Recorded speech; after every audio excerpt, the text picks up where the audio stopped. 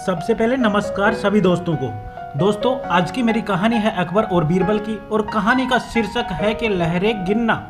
जी हाँ दोस्तों, एक बार की बात है कि बादशाह अकबर के दरबार में उनमें से नौकरी मांगने की फरियाद को लेकर एक व्यक्ति वहां पहुंचा। उनकी कुछ देर बातें सुनने के बाद में बुद्धि की परीक्षा लेने के लिए बादशाह ने उसे चुंगी यानी टैक्स वसूलने वाला अधिकारी बना दिया। बीरबल भी उसी दरबार में मौजूद थे। उन्होंने उसे कुछ देर ध्यान से देखने के बाद कहा कि बादशाह, वह व्यक्ति ज़्यादा ही चालाक लग रहा है, यह जल्द कुछ न कुछ बेईमानी जरूर करेगा। और कुछ टाइम होते होते वह समय गुजरता गया। तब तक उस व्यक्ति ने टैक्स वसूलने का काम पूरी तरह संभाल लिया था। एक दिन बादशाह अकबर के पास एक दो व्यक्ति उस अधिकारी की शिकायत लेकर आए। शिकायत मामूली थी, इसीलिए उन पर ज़्यादा किसी ने ध्यान नहीं दिया। इसके बाद रिश्वत लेने और जनता को परेशान के आरोप में उस अधिकारी पर आरोप लगने लगे।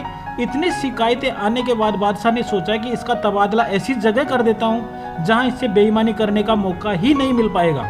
इतना सोचते ही बादशाह ने ऐसा फैसला किया कि उसे अस्तबल में मुंशी बना दिया गया। फिर अकबर के मन में आया कि अब वह घोड़ों की लीद उठाने का काम करेगा और बेईमानी नहीं कर पाएगा। वह मुंशी के पद पर पहुंचते ही उस व्यक्ति ने फिर से रिश्वत लेना शुरू कर दिया।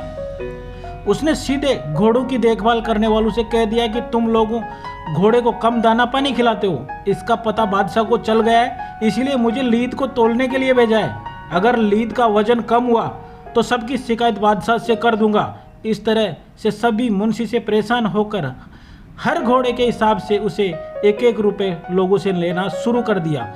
ऐसे ही वहाँ पे रिश्वत चालू कर दी। यह बात भी कुछ समय बाद जब अकबर के पास पहुंची, उन्होंने मुंशी को सीधे यमुना की लहरें गिनने का कार्य सौंप दिया। फिर बादशाह के मन में हुआ, अब यहाँ से कोई बेईमानी नहीं कर पाएगा।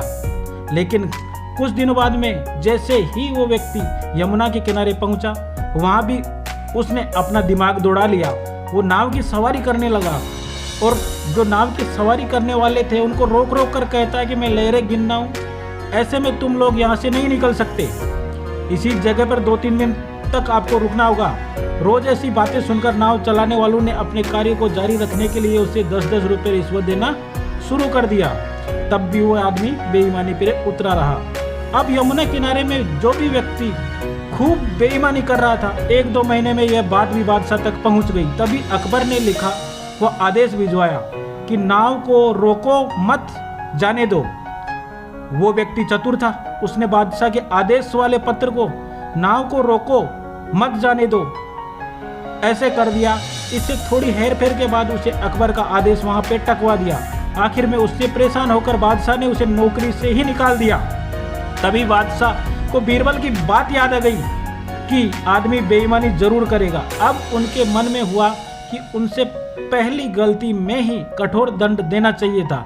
जी हाँ दोस्तों, इस कहानी से हमें सीख मिलती है कि दुष्ट व्यक्ति अपनी दुष्टता और बेईमान कभी नहीं छोड़ पाता। जिस प्रकार से उस आदमी के रग रग में बसी हुई थी रिश्वत लेना, बेईमानी, और वो हर कठिन परिस्थिति के अंदर भी रिश्वत लेने की पूरी कोशिश करता और वो अपना माइंड उसी रिश्वत के पर्पज से ही लगाता।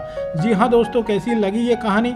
अगर आपको अच्छी लगी तो हमारे चैनल को लाइक, शेयर, सब्सक्राइब जरूर करें ताकि आपको मिल सके कुछ शिक्षाप्रद, मोटिवेशन और इंटरटेनमेंट कहानियाँ। तब तक के लिए जय हिंद।